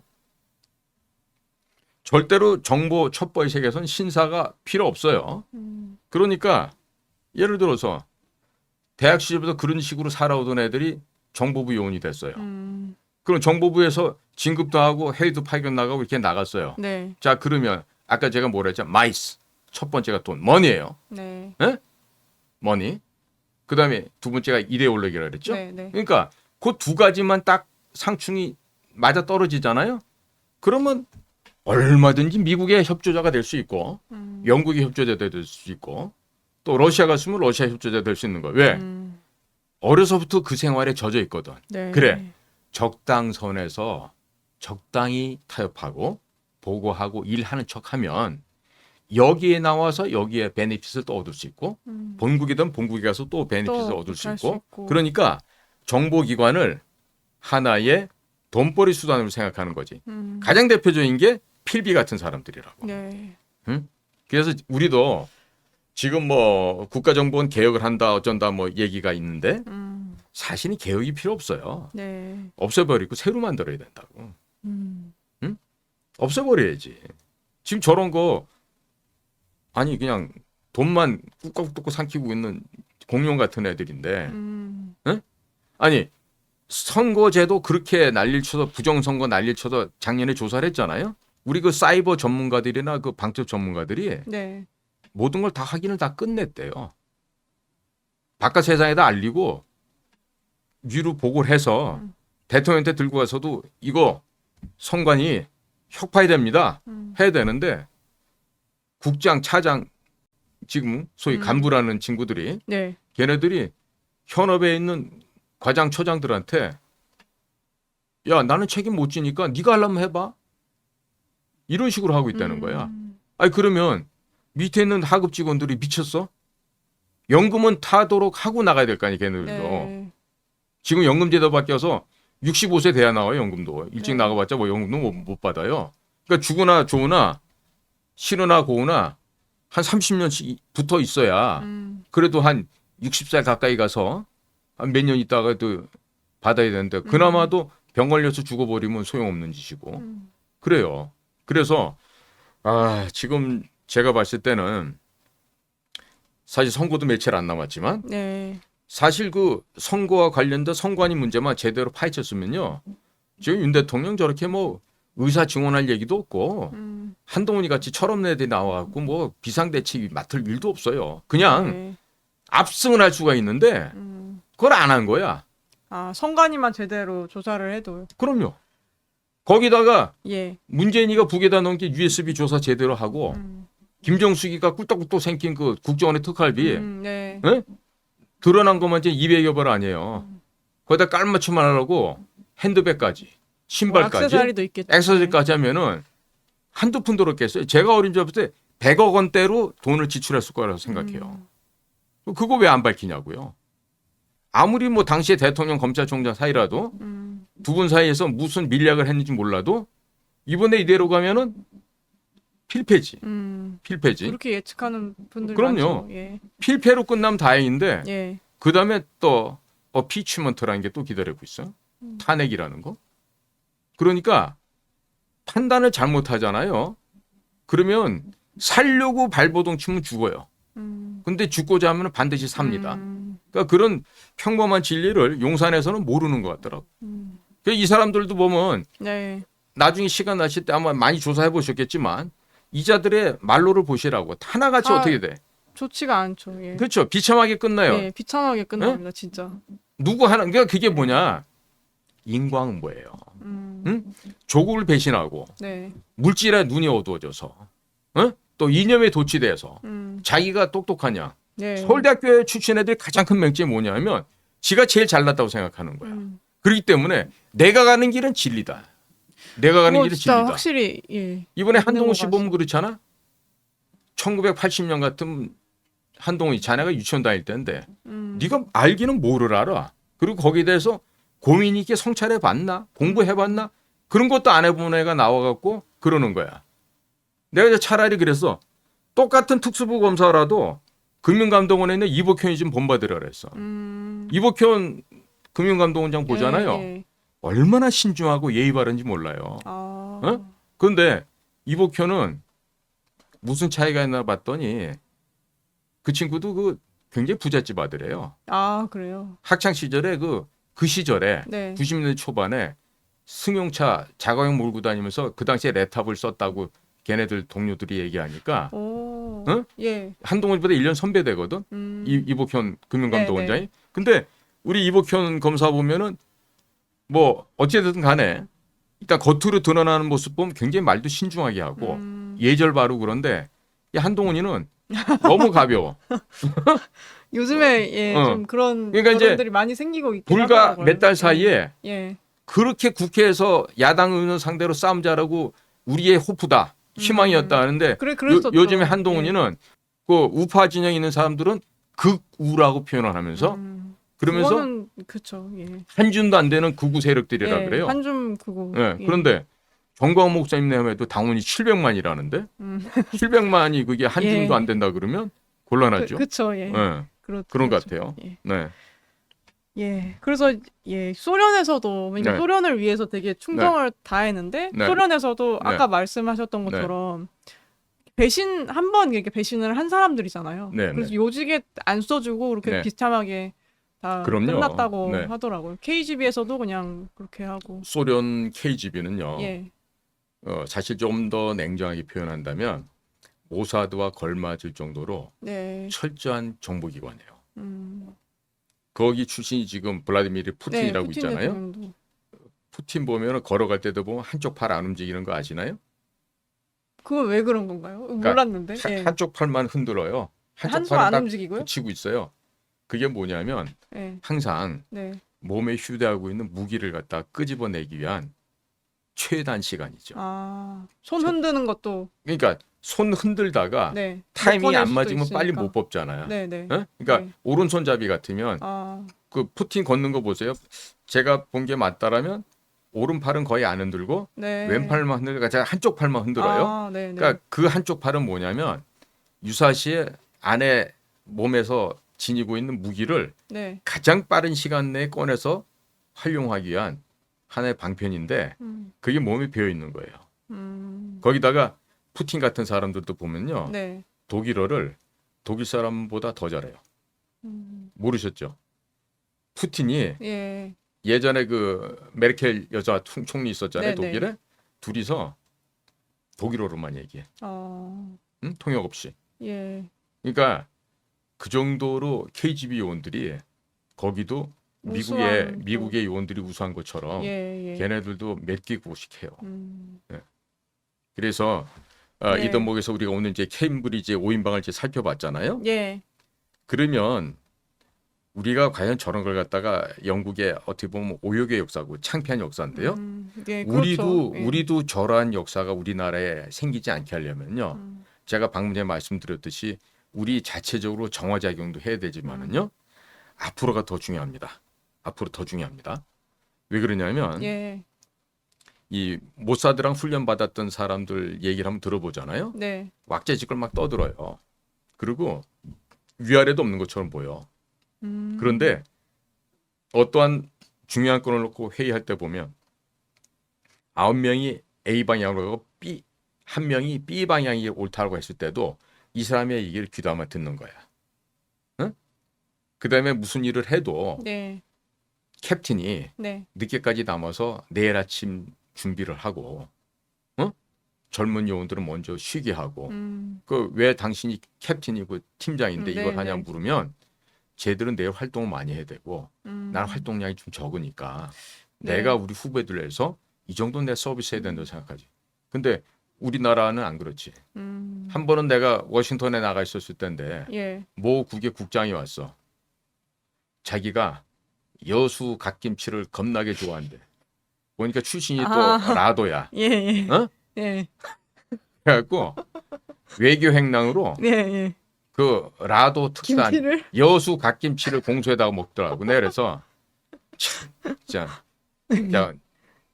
진짜 여기서 뭐가 나올 것 같은데 네. 그러니까 그런 일들이 아. 비일비재해요. 내가 중국 나가 있을 때도 네. 중국에 무슨 일이 있어 오면서 그 김치 깍두기 쌓아갖고 오는 그런 미친 놈들도 있어요. 아니 뭐 김치가 없으면 밥이 안 넘어가는 뭐 네. 그런 무슨 건가 지들의 있나 보죠. 애국자라고. 아. 어? 아니 중국 음식도 좋은 거 많거든요. 예, 어른이 알아서 먹여줄까. 내가 그쪽이 도사인데. 예. 예. 어? 그러니까 그러고들 오더라니까. 그래서 참 예. 이 국제화가 안 된 그런 그런 사람들 때문에 네. 그래서 지금 우리나라는 대통령도 그러고 또 새롭게 정보 수장으로 오는 사람들도 뭐 입만 열면 이스라엘 모사들을 롤 모델로 삼아야 된다. 예? 네. 근데 우리 현장에서 뛰어봤던 우리 공작관들은 뭐라는지 아세요? 그런 소리 들으면 개 풀 뜯어먹는 소리 한다 이렇게 얘기를 해. 어? 책도 없다. 쥐뿔도 모르는 것들이 뭘 어디서 뭘 들었길래 이스라엘 롤모델 모사드가 무슨 훈련하는지 봤나? 들어나 봤나? 보지는 않았어도 들어는 봤냐고.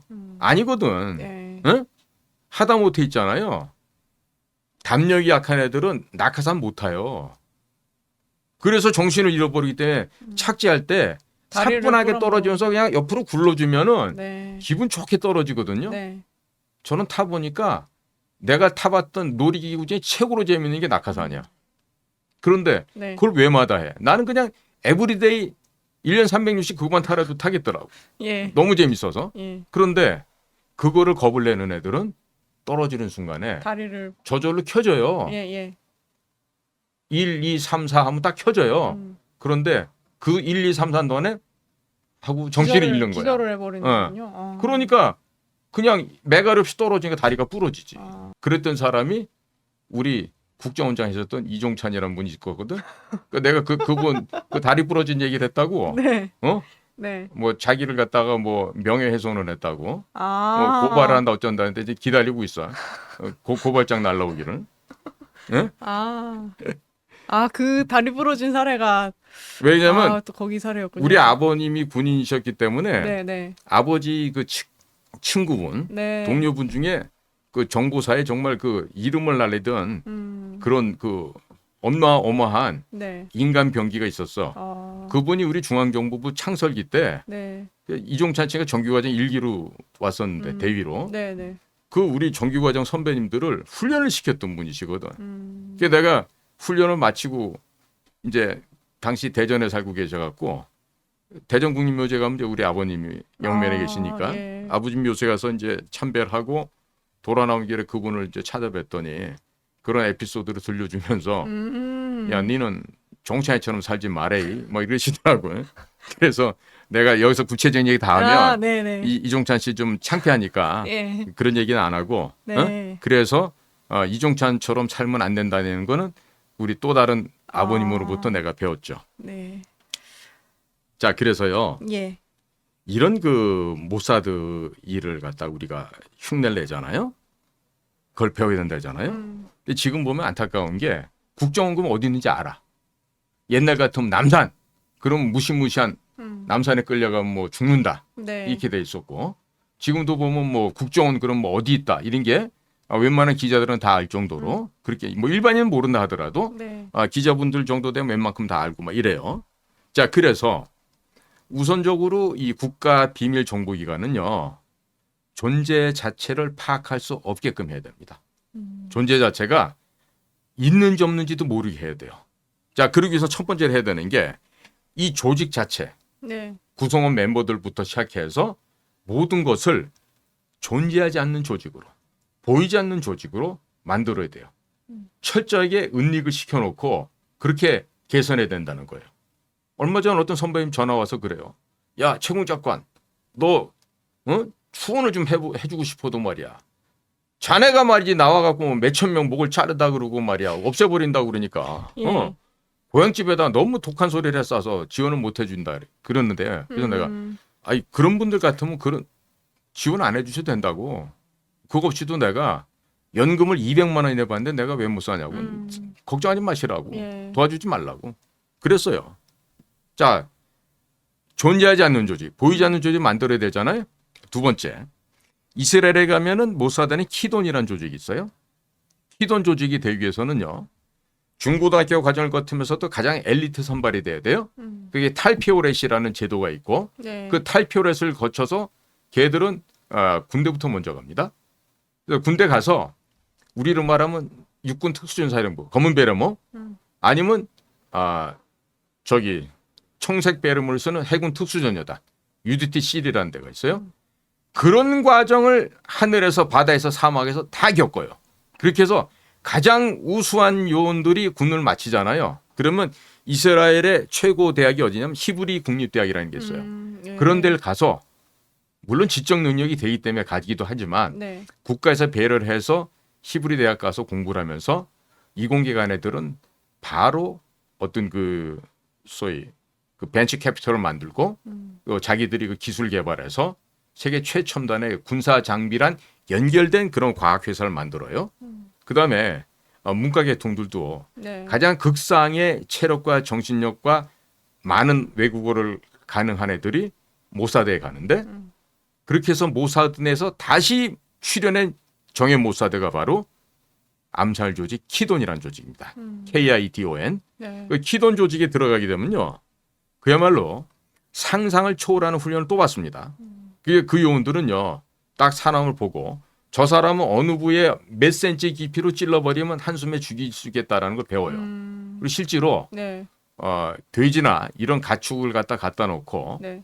척추 몇 번을 갖다가 이 단검이나 이런 거로 꽂았을 때 바로 숨통이 즉사한다. 끊어지고 즉사할 수 있다. 신경 예. 조직도 끊어버려야 되니까. 그러니까 외과, 내과 의사 이상으로 인체에 대한 해부 공부를 합니다.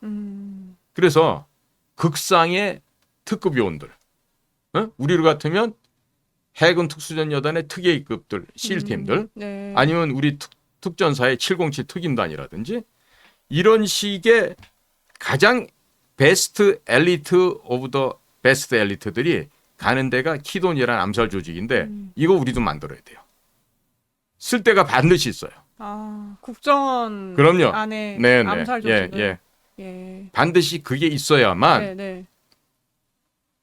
우리 그 비밀 공작 기관이라는 것은 법의 테두리를 넘어서는 영역에서 네. 개인의 이익을 위해서 일하는 게 아니라 네. 오직 국가와 국민을 위해서 일하는 조직 아니에요?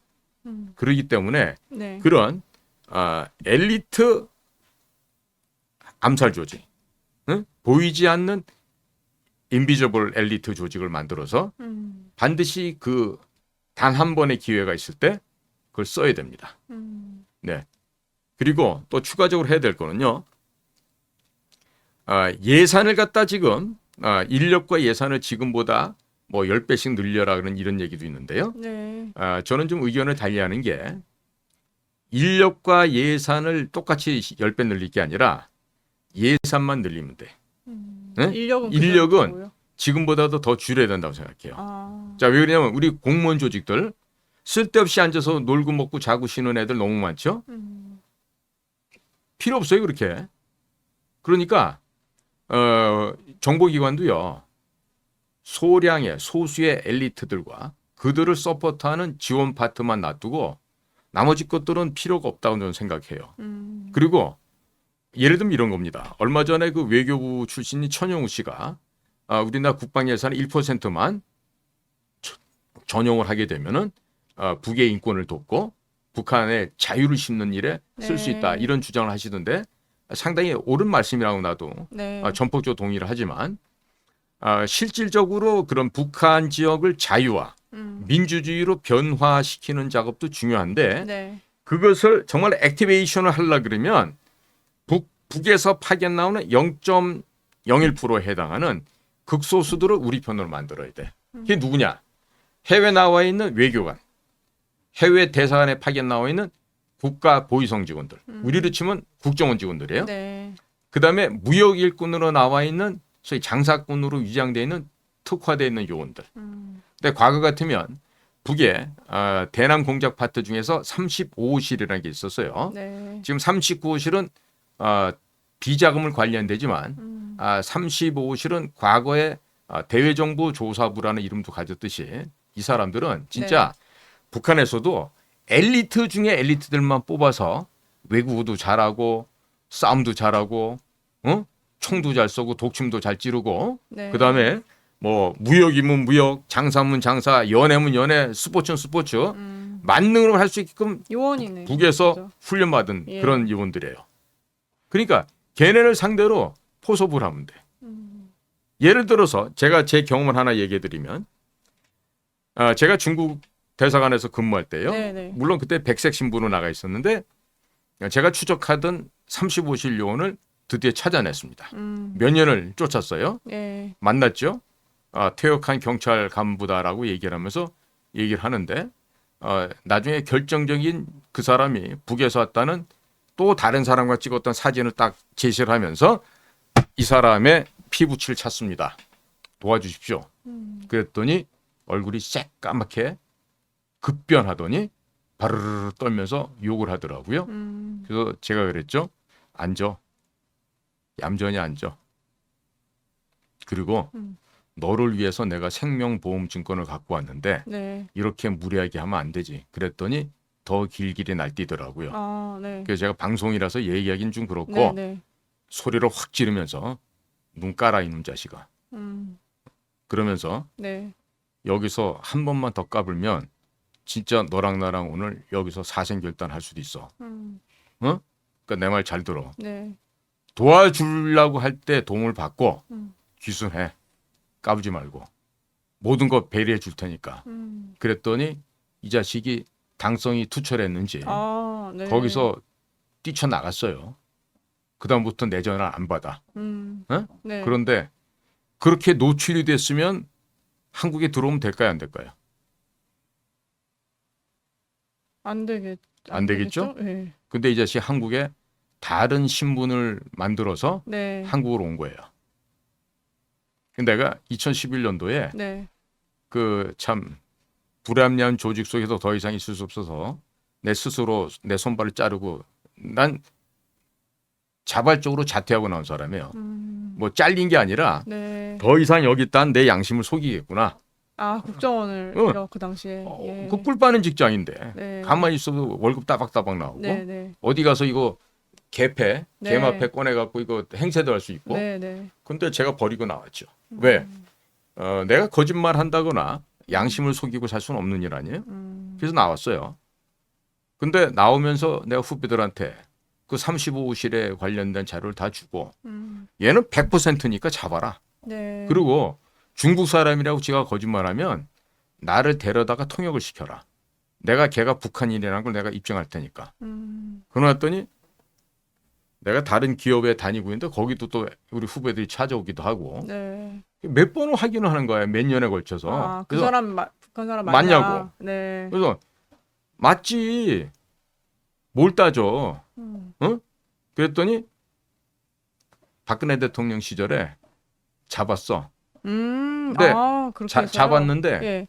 이 자식들이 내가 그러고 난 잡았는지도 몰랐고 네, 네.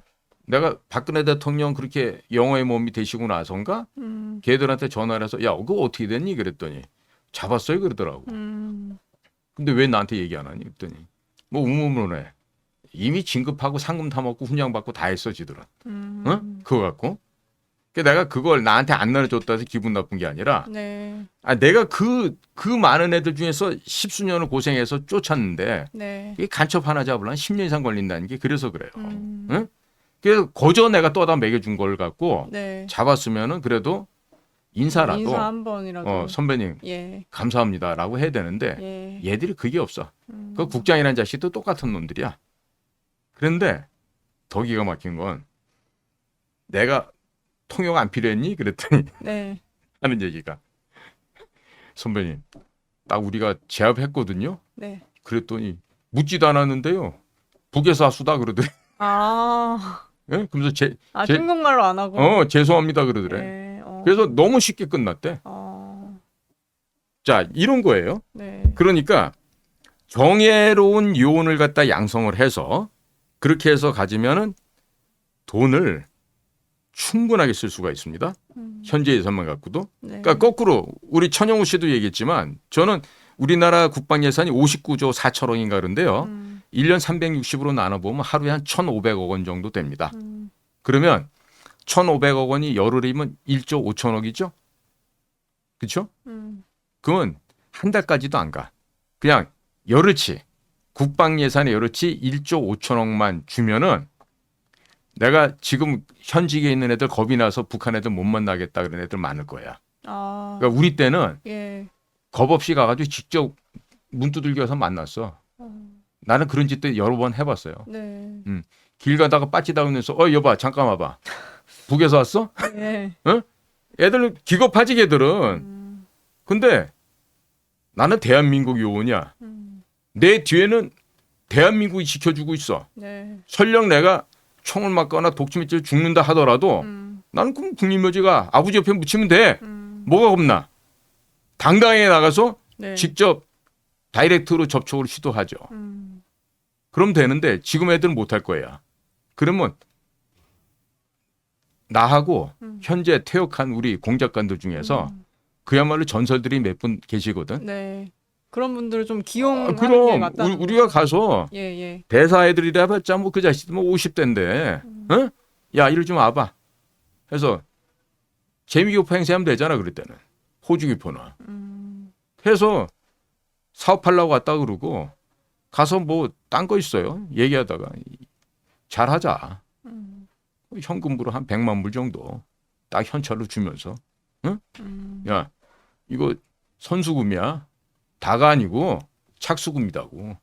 그러니까 같이 우리랑 잘 좀 해보자.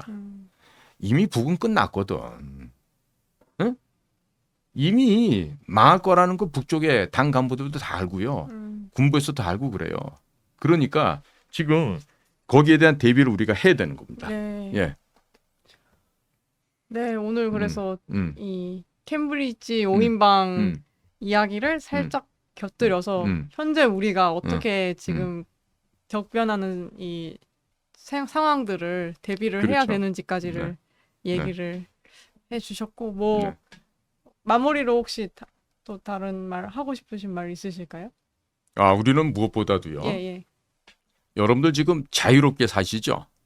그러니까 공기가 있어서 어디서든지 숨을 쉴 수 있듯이 우리는 자유라는 이 보장된 환경이 있기 때문에 네. 지금 우리 간사님하고 저하고 방송도 하고요. 또 저희 때가 되면 또 맛있는 식당에서 음식도 먹듯이 네, 네. 우리가 이 자유에 이 감사함을 느낄 줄 알아야 됩니다. 자 그러자면 뭐 정치도 중요하고 교육도 있고 뭐 선거, 투표 다 중요한데 네. 이 국가의 안보를 지키지 못하면요. 모든 건 다 사상 누각이고 물거품으로 끝납니다. 그래서 무엇보다도 안보, 두 번째는 이 경제예요. 네. 이 두 개를 확실하게 잡고서 나머지도 가야지. 그러니까 지금 이제 사람들 막 요즘에 너무 속상해들 하시고 이러는데 네. 뭐 딴 거 없어요. 그냥 여러분들이 신념이 있으신 대로 여러분들 손 가는 대로 표를 찍어주세요. 그러면 하늘이요 교묘하게 이쪽도 저쪽도 절반 이상을 차지하지 못하게끔 만들 거예요 이번에. 결과 보세요. 제가 예상하기로는 네. 너네도 일당이 한다고 너네도 일당이 안 돼. 네, 이게 분산이 되면서 네. 다시 또 이합지산이 일어난다 하더라도 그렇게 해서 어느 한쪽이 일방적으로 가져가지는 못할 거다.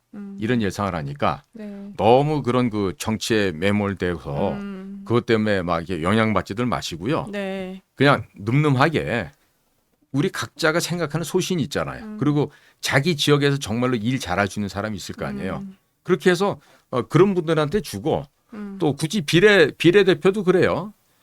국회가 빨간색으로 간첩들의 세상이 되기를 원하시면은 이재명이랑 같이 하는 뭐 비례연합 네. 민주당 아니면 뭐 조국. 더 심한 조국이당 네. 범죄자들하고 같이 놀고 싶으면은 조국이당 찍고 네. 요즘 또- 맨날 하시는 말이 예, 있으시죠. 예. 그래서 예. 더러운 예. 중국인들의 발을 예, 예, 여러분의 자손들이 예, 더러운 중국인들의 발을 닦고. 네. 네. 그럼요. 그래서 예. 사실은 이미 뭐 여야라고 하는 민주당이든 뭐 국힘당이든 예. 이미 중국 그 공산당이 이미 그 지배당하고 있는 건 이미 오래된 얘기고. 그래서 중요한 거는 예. 우리가 진짜 주체적으로 우리의 독립성을 지켜나가면서 우리의 자유민주주의 체제를 지키려면은 네. 어떤 결정해야 되는 건 뭐 제가 여기서 뭐 제가 뭐 어디서 무슨 일을 하고 있다 이런 얘기를 안 하더라도 뭐 충분히 다 아실 테고 네. 진짜 여러분들의 아들 딸이 혹은 손주 손녀가 그 악취나는 중국 사람들의 발이나 닦아주고 발 마사지하고 예쁜 우리 딸내미들 손주들이 손녀딸들이 가가지고 네. 몸 팔면서 먹고 살아야 된다면 비극 아니겠어요? 그렇죠. 그러니까 그런 거를 안 하고 싶으시면은 당연히 국회에 간첩들이 들어가면 안 되겠고 예. 간첩을 때려잡을 수 있는 그런 사람들을 국회에 집어넣어야 되겠죠. 뭐 간명한 거 아니겠습니까? 네. 네. 네. 그렇습니다. 네. 그래서 좋은 오늘. 예. 간첩 얘기는 다음에 또 하죠. 뭐 네. 너무나 많은 얘기가 있으니까. 아, 네. 예. 아직도 오늘- 무궁무진하게 많습니다. 네. 간첩 이야기들은. 정말 또 많은 이야기를 해주셔서 항상 네. 저희가 감사를 또 공 작가님께 드리고 네. 또 긴 시간도 시청해 주셔서 감사합니다.